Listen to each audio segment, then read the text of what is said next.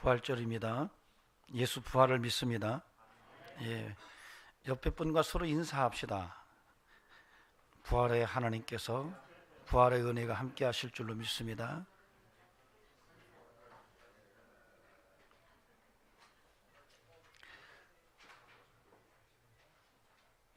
반갑습니다.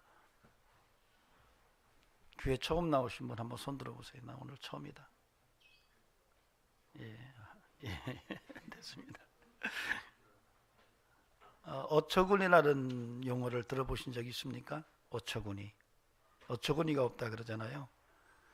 이 어처구니라는 말에 대한 기원이 여러 가지가 있습니다. 그 중에 하나가 맷돌의 그 손잡이라고 그렇게 생각을 하기도 합니다. 손잡이에 어처구니가 없으면 맷돌을 돌릴 수가 없죠. 어처구니 없이 맷돌을 돌리는 분은 아마 없을 겁니다. 아마 굉장히 힘들 거예요. 그래서 맷돌에 어처구니가 없을 때 참 난감한 것을 우리가 이제 어떤 상황 속에서 어처구니가 없다 이렇게 말을 하죠.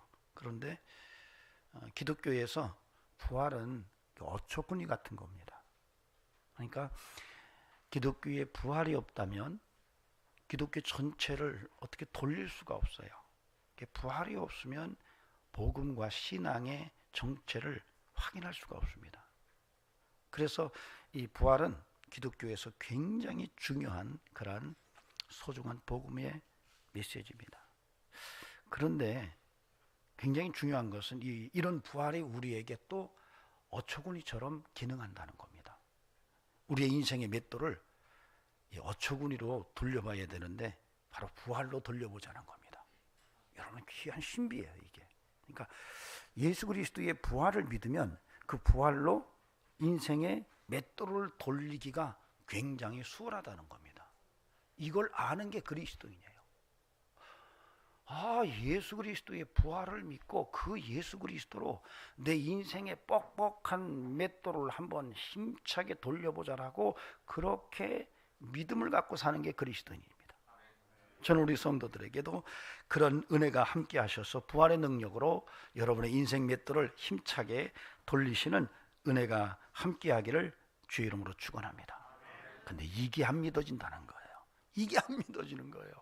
사실 이 부활이라고 하는 것은 굉장히 신비로운 겁니다. 단순하게 죽었다 살아난 그런 정도가 아니에요. 우리가 부활절이면 계란을 먹잖아요. 계란을 먹는데 계란은 삶았어요. 부활의 믿음이 뭐냐? 그 계란에서 병아리가 나올 것을, 삶은 계란에서 병아리가 나올 것을 믿는 게 부활이다 이렇게 설명을 해도 그것으로 충분히 부활을 설명할 수가 없습니다. 부활은 삶은 계란에서 병아리가 깨어나올 것이라고 믿고 거기서 병아리 울음소리를, 삐약 소리를 듣는 그 이상의 사건이 부활 사건이에요.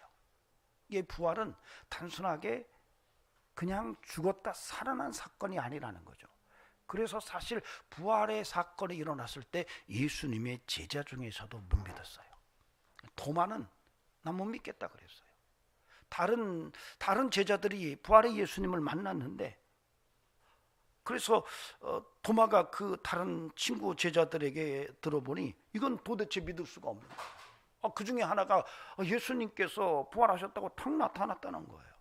그리고 어떤 말씀을 하시는데도 싹 사라졌다는데 이것은 실제 육체를 가진 주님이 아니라 잘못 본 건가 아니면 환상일까라는 생각을 했던 거예요. 도마는 못 믿겠다. 그래서 다른 제자들에게 무슨 소리냐? 내가 손으로 직접 그분을 만나서 그분의 못자국을 직접 만져보고 그분의 창자국에 내 손을 넣어보지 않으면 내가 못 믿겠다라고 했어요. 그게 오늘 본문이에요. 사실 예수님 때에도 예수님의 제자였던 도마조차도 내가 부활을 못 믿겠어라고 말했던 이 신비한 하나님의 사건인 부활이 사실 일반인들에게 믿어진다는 것은 보통 일이 아닙니다. 여러분이 그것을 믿고 있다는 것은 엄청난 기적이에요. 여러분, 목사님 저 부활이 믿어져요. 이건 정말 대단한 기적 중에 기적이에요. 기적입니다. 그러나 오늘 그런 것이 믿어지지 않으시는 분이 계시다면 그 기적을 한번 경험해 보시기 바랍니다. 예수 그리스도가 부활하신 게 거짓이 아니라는 것을 여러분 한번 확인해 보시기 바랍니다. 믿음으로. 그분은 부활하셨고 그분은 실제로 도마에게 나타나셔서 직접 도마야, 내 손을 한번 만져봐라. 네 손으로 내 옆구리에 창자국을 만져봐라. 그리고 믿음 없는 자가 되지 말고 믿는 자가 되라고 그렇게 충고하셨어요. 그 말을 들은 도마가 내가 손으로 직접 만져보지 않고는 내가 믿을 수 없다라고 말했던 이 도마가 그 주님이 그렇게 나타나셔서 말씀하시는 이야기를 듣고 곧바로 손으로 만져보지도 않고 나의 주님이시요 나의 하나님이십니다라고 고백을 합니다. 오늘 본문이 그런 내용을 담고 있습니다. 사실 부활 믿기 어려워요. 성도들조차도 이 부활이 실제로 믿음으로 다가온다는 것이 쉽지가 않습니다. 정말로 예수 그리스도를 인격적으로 경험하지 않으면 부활의 의미가 뭔지, 그냥 그런 의미가 있는가 보다, 그런 사건이 있었는가 보다 정도 생각하지, 실제로 내 삶 속에서 그 부활이 살아 움직이고 역동적으로 내 삶을 이끌어가는 이런 삶은 쉽지 않다는 얘기예요. 그러나 그럼에도 불구하고 오늘날 성도는 부활을 믿어야 되고, 우리 모두는 할 수만 있다면 부활이 실제적 사건이었음을 믿고 그 부활의 동력을 가지고 여러분의 인생의 맷돌을 힘차게 돌려나가는 이런 성도의 삶을 살아갈 수 있기를 소망합니다. 사실 오늘 본문 요한복음 20장 24절에서 29절 제가 읽어드렸는데, 이 본문은 굉장히 문학적으로 아름다운 구조로 쓰여져 있습니다. 우리가 시나리오 구조로 보면 클라이막스 절정 구조의 5형식을 갖고 있어요. 도입, 전개, 위기, 절정, 결말의 구조로 본문이 쓰여져 있습니다. 도입은 24절입니다. 12제자 중에 하나로서 디두모라 하는 도마는 예수께서 오셨을 때에 함께 있지 아니한지라. 이게 사실은 이야기가 시작되는 도입입니다. 도마가 없었대요. 없다는 얘기를 하면서, 그리고 나서 전개가 25절 A절입니다. 다른 제자들이 그에게 이르되 우리가 주를 보았노라 하니.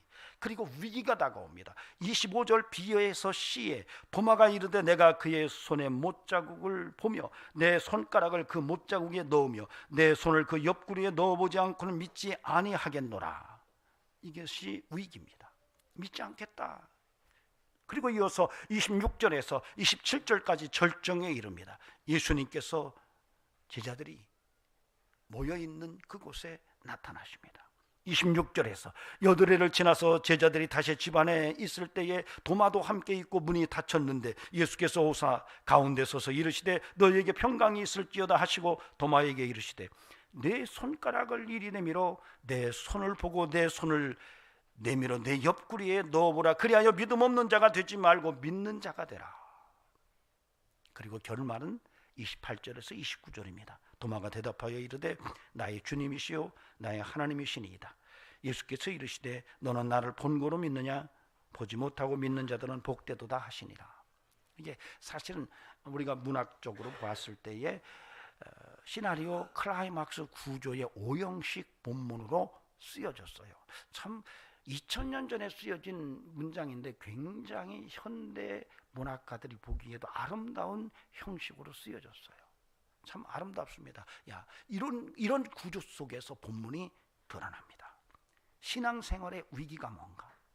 신앙의 절정은 어떤 것일까? 그리고 신앙의 결말은 어떤 것일까라고 하는 것이 구조 속에서 드러나요.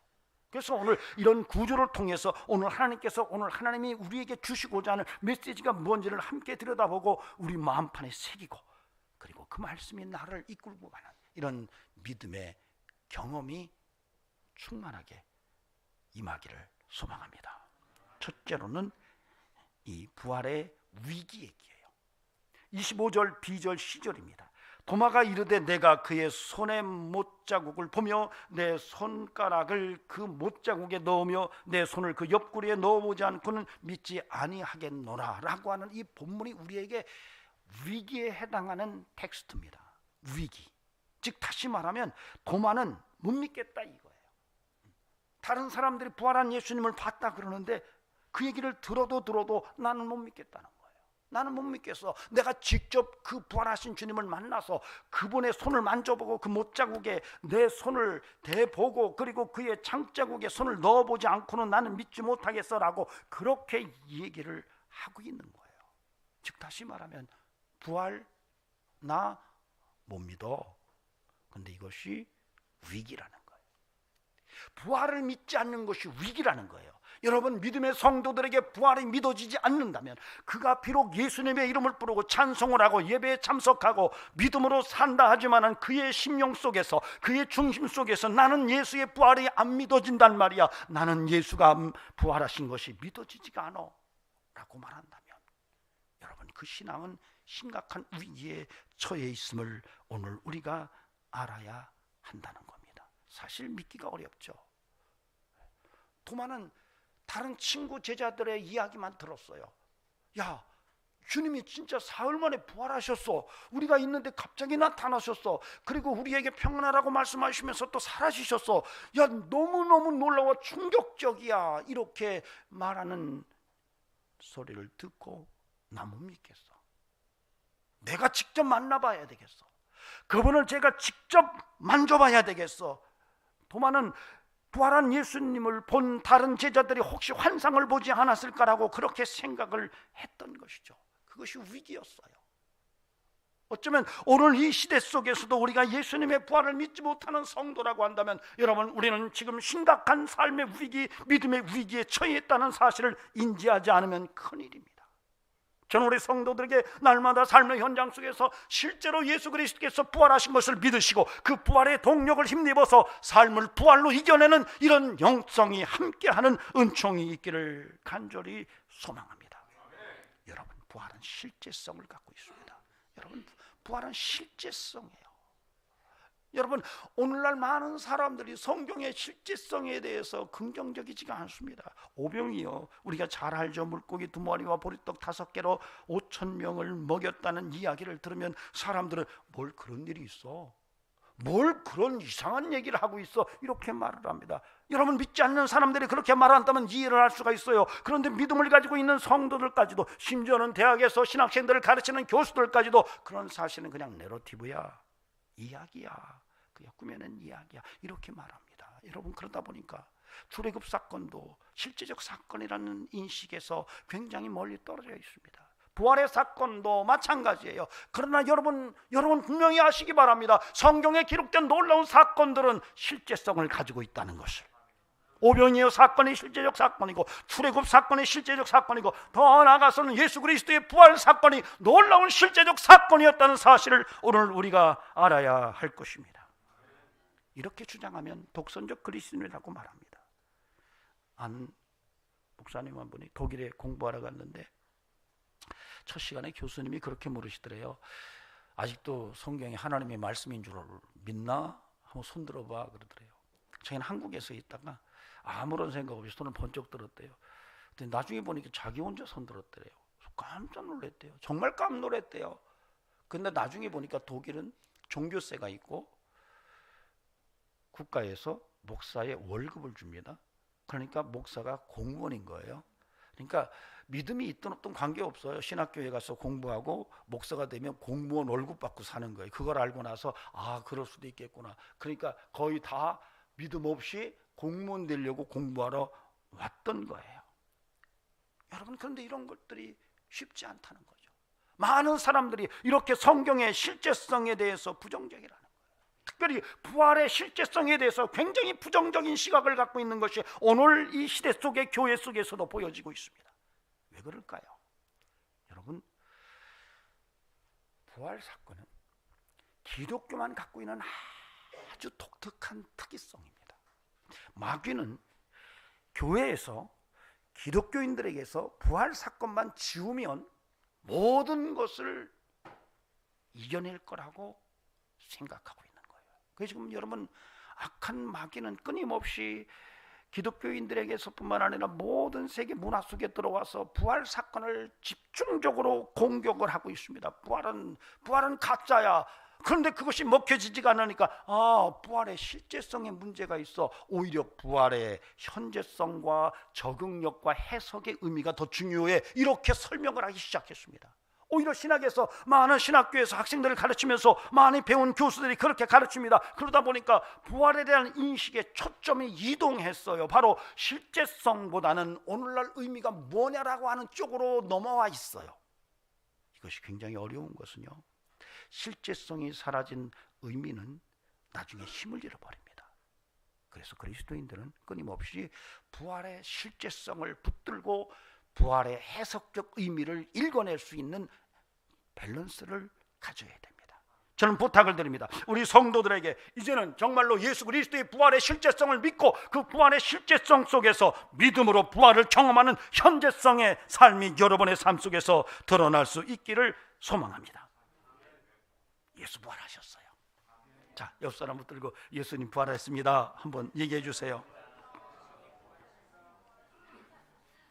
예, 예수님 부활하셨다는 이 실제성을 오늘 도마가 믿지 못했던 거예요. 그러나 그가 이제는 예수님을 만나고 그 사실을 인정하고 정말로 예수 부활하셨다고 소리를 치는 것이 오늘 본문 속에서 느껴집니다. 그러므로 저는 우리 성도들의 삶 속에서도 끊임없이 예수 그리스도의 부활이 느껴지고 그 부활의 동력을 힘입어서 여러분 세상을 이기고 나를 이기고 어둠을 이기고 마귀의 세력들을 이기면서 승리의 삶을 엮어내는 이런 성도의 삶이 되기를 간절히 소망합니다.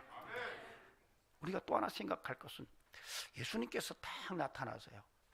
그리고 제자들에게 평강이 있을지어다, 샬롬, 에이레네 이렇게 외치십니다. 그리고 토마에게는 너 한번 만져볼래? 그리고 말씀하십니다. 이제는 믿음 없는 자가 되고 믿는 자가 되라고. 이 본문은 사실은 오늘 본문 구조에서 오용식 구조에서 절정 부분이에요. 그러니까 신앙생활의 절정이 도대체 뭔지를 얘기하고 있어요. 여러분 오늘 우리가 분명히 알아야 돼요. 신앙생활의 절정이 뭔가. 우리 예수 믿고 신앙생활하면은 야 부자 된대더라. 혹시 그런 얘기 들어보신 분 한번 손 들어보세요. 예수 믿으면 부자 된대더라. 예수 믿으면 건강해지고 병난 된대더라. 예수 믿으면 애들이 잘 된대더라. 예수 믿으면 옛날에는 노총각도 결혼한대더라. 아닌가요? 여러분 신앙의 절정은 따로 있습니다. 그리스도인이 신앙의 최고의 절정에 이르르면 드러내는 모습이 있어요. 바로 이 오늘 본문이 구조 속에서 그 얘기를 하고 있어요. 바로 평강과 믿음입니다. 예수님께서는 제자들에게 나타나서 평강을 외치십니다. 그리고 도마에게는 믿음을 얘기하세요. 이 두 사건을 통해서 하나의 문장을 엮어낸다면 믿음의 삶으로, 부활의 믿음의 삶으로 평강을 이뤄내라고 말씀하시는 거예요. 여러분 오늘 이 본문은 분명하게 우리에게 아주 소중한 삶의 믿음의 절정을 이야기합니다. 그 절정의 믿음이 뭐냐면 너희가 부활의 믿음으로 평강의 삶을 살아가라고 이야기하고 있다는 것입니다. 여러분 어떻습니까? 여러분 지금 마음에 평안이 있으십니까? 샬롬이 있나요? 에이레네 정말 평강이 있는가? 오늘 주님께서 부활의 주님께서 여러분에게 속삭이십니다. 얘야 장 목사 내 부활 믿어? 나의 부활을 믿는 그 믿음으로 너 평안해야 돼. 너 평안해야 돼. 왜요? 부활의 주님께서 제자들을 향하여 평안을 외치셨어요. 여러분 이 시대야말로 정말 평안이 필요한 시대를 우리가 살아가고 있습니다. 말로는 평안을 얘기하는데 표정은 평안이 없어요. 공포와 두려움 속에서 불평과 불만과 원망으로 살아가는 게 현대인의 모습이에요. 제가 우리 성도들의 얼굴 속에서 가끔 불안을 봅니다. 가끔 불만을 봅니다. 가끔 원망을 봅니다. 두려움과 공포도 봐요. 오늘 이렇게 우리가 인생을 살아가면서 불평과 불만과 원망과 불안과 공포와 두려움에 휘둘려 살고 있는 이때에 부활의 주님께서는 오늘 저와 여러분에게 말씀하십니다. 너희에게 평안이 있어야 된다. 부활의 주 나를 붙들고 평안을 살아내라고 말씀하십니다. 여러분 저와 여러분에게 이런 놀라운 평안 샬롬이 함께하는 은총이 풍성케 되기를 주의 이름으로 축원합니다. 주님께서는 저와 여러분이 부활의 주님을 붙들고 진정한 샬롬을 살아내기를 원하십니다.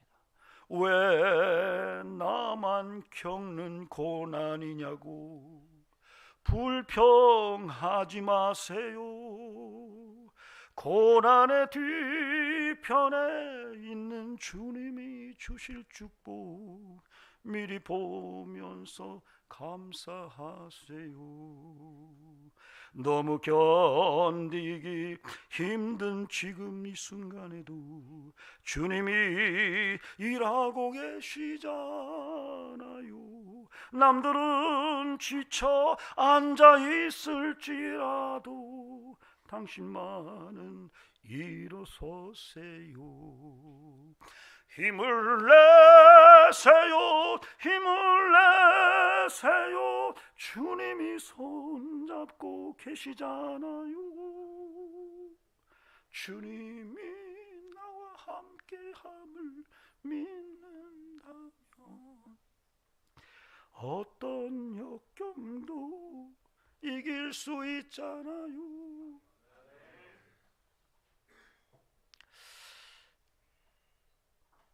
이제 주님을 믿는다면 부활의 주님을 붙들고 고난을 이겨냅시다. 내 삶의 역경을 이겨냅시다. 부활의 믿음으로 평강을 살아냅시다. 내 주머니에 돈 없는 것은 금방 알지만 내 마음에 평강 없는 것은 잘 느끼지 못하는 이런 현실을 살아갑니다. 정말로 이제는 더 이상 그렇게 평안을 잃어버린 삶을 살지 말고 부활의 주님을 붙들고 샬롬을 살아내는 우리 성도들 다 되시기를 주의 이름으로 간절히 부탁을 드립니다. 오늘날 우리 시대를 바라보면 무슨 얘기가 진리인지도 알 수가 없어요. 팩트 체크를 하지 않으면 너무 힘든 시대에 우리가 살아가고 있습니다. 확증 편향주의에 매달려서 우리가 무엇이 정말 사실인지조차도 분별하지 못하는 이런 시대에 살아갑니다. 코로나 때문에 굉장히 힘들었어요. 그런데 또 다른 어떤 코로나가 올 수 있을 것이라고 하는 불안감이 우리를 흔들고 있습니다. 강남 시내 한복판에서 어느 날 갑자기 납치가 돼서 죽어야 되는 이런 현실이 정말 저와 여러분이 지금 대면하는 삶의 현장입니다. 젊은 청소년들이 마약 파티를 하는 이런 시대 속에 우리가 지금 살아가고 있는데 정말 불안합니다. 정말로 어떻게 인생을 평안하게 살아갈 수 있을까 걱정되는 이런 현실을 우리가 지금 살아갑니다. 그런데 오늘 주님께서 부활하신 주님께서 말씀하십니다. 나를 붙들고 평안을 살아내라. 저는 우리 성도들에게 부활의 주님을 붙들고 평안을 살아내는 은혜가 있기를 바랍니다. 마지막으로 28절에서 29절에 도마의 고백입니다. 나의 주님이시요 나의 하나님이시라고 도마가 고백을 합니다. 주님을 내가 만나면 사실 한번 만져보고 싶거들랑 딱 만져보고 내가 민정하겠어 이렇게 말했던 도마가 예수님이 직접 나타나셔서 만져보라고 하실 때에 도마는 만져보지 않았어요. 그리고 곧바로 고백을 합니다. 나의 주님 나의 하나님. 사실 성경에서 유명한 신앙 고백은 베드로의 신앙 고백입니다. 마태복음 16장 16절에서 베드로가 예수님을 향하여 예수님께서 사람들이 나를 누구로 하느냐 너는 누구로 하느냐 너희들이 나를 누구라고 생각해 이렇게 물으실 때에 주는 그리스도시요 살아계신 하나님이라고 고백을 합니다. 그 고백 때문에 예수님께서 굉장히 베드로를 칭찬하셨어요. 그래서 많은 그리스도인들이 이 베드로의 신앙 고백에 대해서는 굉장히 호감을 갖고 관심을 갖습니다. 그런데요 더 놀라운 것은 이 도마의 고백은 더 놀라운 고백이라는 거예요. 여러분 오늘 잘 아시기 바랍니다. 이 도마의 고백이야말로 베드로의 고백 그 이상의 의미를 안고 있는 고백이라는 것을 오늘 아셔야 되고, 그리고 여러분 우리가 그리스도인이라면 이 고백이 분명해야 됩니다. 이게요 왜 중요하냐면 베드로는 주는 그리스도시요 살아계신 하나님의 아들입니다. 주님에 대한 설명을 해요. 그리고 끝납니다. 도마는 부활의 주님을 만난 다음에 나의 하나님, 나의 주, 나의 하나님 이렇게 말합니다. 호 퀴리오스 무 카이 호 테우스 무라고 말해요. 나의 하나님이라는 거예요. 너의 하나님이 아니라 나의 하나님이다. 주님 당신은 나의 주요 나의 하나님이라고 고백합니다. 이건 놀라운 신앙 고백입니다. 사실 도마는 굉장히 시니컬한 사람이에요. 사실 성경에서 도마에 대한 기록들이 많지가 않아요. 요한복음이 많습니다. 근데 요한복음에서 보면은 예수님께서 천국을 설명하니까 도마가 말해요. 야, 내가 천국을 예비하러 간다. 너희들을 위해서 처소를 예비하러 간다 이러니까 다 듣고 나서 도마가, 아니 주님이 어디로 가시는지도 모르는데 우리가 어디로 간단 말입니까? 하고 툭 던지는 말이 굉장히 의심스러운 말을 던져요. 그런데 또 예수님께서 예루살렘에서 돌에 맞아 죽을 뻔했어요. 그 이유는 예수님이 내가 하나님과 동격이라는 말을 듣고 유대인들이 돌로 쳐 죽이려고 했어요. 급히 피해서 침례 요한이 침례 주던 베다니로 가십니다. 근데 거기서 소식을 들어요. 예루살렘에서 한 3km쯤 떨어진 베다니가 또 있는데요, 그 베다니에 사는 나사로가 병들었다는 얘기를 듣고 거기로 가시겠다고 그래요. 그러니까 제자들이 주님, 조금 전에 돌 맞아 죽을 그 근처를 왜 가십니까? 라고 말하니까 도마가 그 얘기 딱 듣고, 뭔 소리야, 우리 다 함께 죽으러 가자, 이렇게 말해요. 그러니까 이 도마는 특이성을 갖고 있어요. 어떤 의심되는 사실에 대해서는 확실하게 확인하는, 때로는 심지어는 냉소적일 뿐만 아니라, 그러나 한번 받아들이면 확실하게 뒤돌아보지 않는, 쉽게 말하면 모하님은 도 같은 이런 성품이 바로 도마의 모습입니다. 근데 오늘 본문에서 그게 나타나요. 나 주님 직접 내가 만져보지 않으면 못 믿겠어, 이렇게 말하는데 그 주님이 딱 나타나시자마자 나의 주 나의 하나님이십니다라고 곧바로 고백을 합니다. 그리고 도마는요, 그 부활의 주님을 믿고 인도까지 갑니다. 도마의 무덤은 지금 인도에 있습니다. 거기서 순교를 합니다.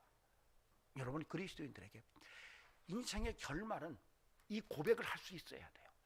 사실 이 오늘 본문의 이 도마의 고백은 시나리오의 결론 부분에 있어요. 그래서 오늘 저와 여러분은 신앙생활의 마지막에 정말로 그래 나의 주요 나의 하나님 되십니다, 이렇게 부활의 주님을 고백할 수 있는 이런 신앙의 뜨거움이 살아있기를 바랍니다. 그래서 여러분의 삶 속에 늘 부활의 주님이 여러분의 인생의 주인이 되시고, 그분이 여러분의 하나님이 되셔서 여러분의 생사화복을 주장하심으로 하나님께서 여러분의 인생을 영혼이 잘됨처럼 범사가 잘되고 강건케 하시는 역사로 이끌어 가시는 그런 은총이 경험돼서 하나님의 살아계심을 사람들에게 드러내는 은총이 있기를 주의 이름으로 축원합니다. 마지막으로 한 말씀만 여러분과 나누고 싶습니다. 미국의 위대한 대통령 가운데 가장 존경 많던 대통령은 링컨입니다.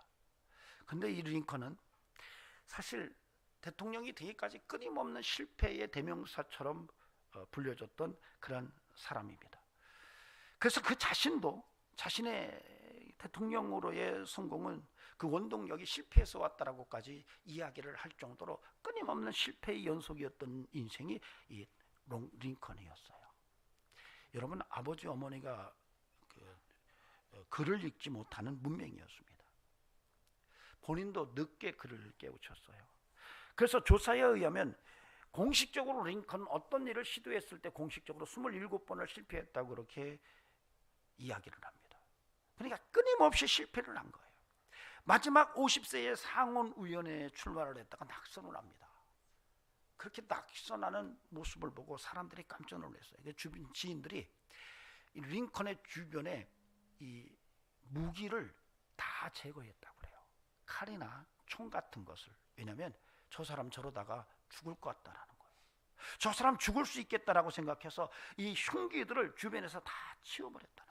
실제로 어떤 일간지 신문에서는 정치인 중에 가장 불운한 사람, 어떤 것이든 실패할 운명을 가지고 있는 사람, 보통 사람 같으면 완전히 헤어나지 못할 실패를 링컨은 밥 먹듯이 하고 있다라고 기사를 쓸 정도였대요. 그런데 놀라운 것은 링컨은 달랐대요. 내가 넘어진 게 아니라 미끄러졌다. 여러분, 굉장히 중요합니다. 넘어진 게 아니라 미끄러졌다고.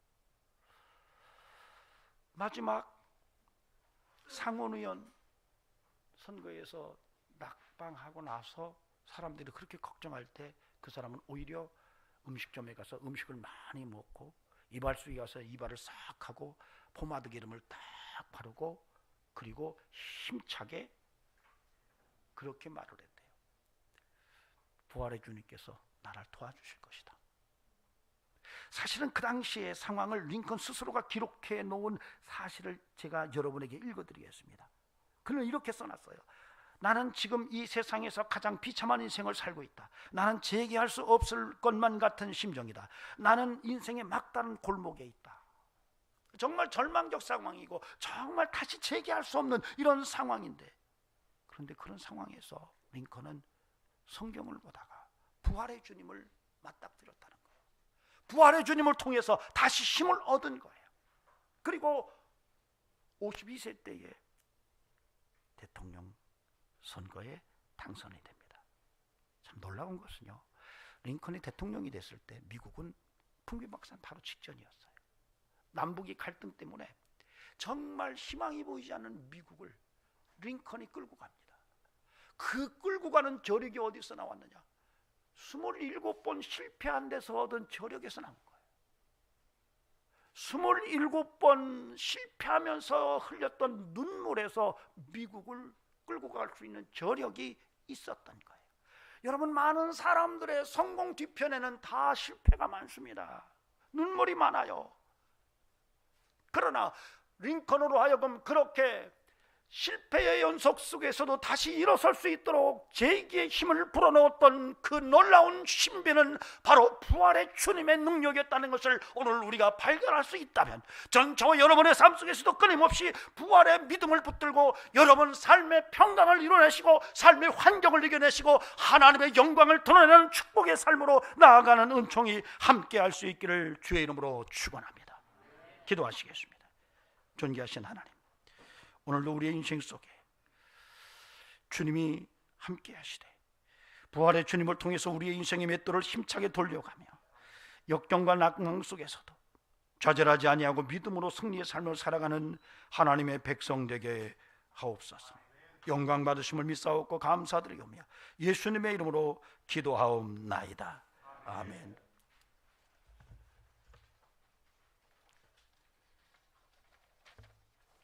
할렐루야. 죄와 허물로 죽었던 저희들을 구원하시기 위해서 2000년 전에 예수님이 인간의 모습으로 이 땅에 오셔서 십자가에 죽으시고 3일 만에 부활하셔서 우리의 모든 죄를 용서해 주시고 구원해 주신 것을 감사드리며, 오늘 부활주일 아침 사랑하는 죄 백성들이 믿음과 마음을 다하여 부활의 주님을 찬양하며 예배드려 영광 돌리게 하심을 감사를 드립니다. 이제 구원받은 저희들이 주님의 말씀을 잘 배우고 성령의 능력으로 믿음이 성장하여 각자에게 주신 사명을 충성스럽게 감당할 수 있도록 사랑하는 성도들의 가정마다 모든 사업들마다 복을 내려 주셔서 주님만을 기쁘시게 해드리는 복 있는 교회 성도들이 다 되도록 축복하여 주시옵소서. 장목사님과 사모님, 권사님들, 장로님들, 집사님들, 모든 성도님들이 믿음으로 하나가 되어서 교회를 잘 세워나갈 때 성령의 충만한 역사가 있게 하여 주시옵소서.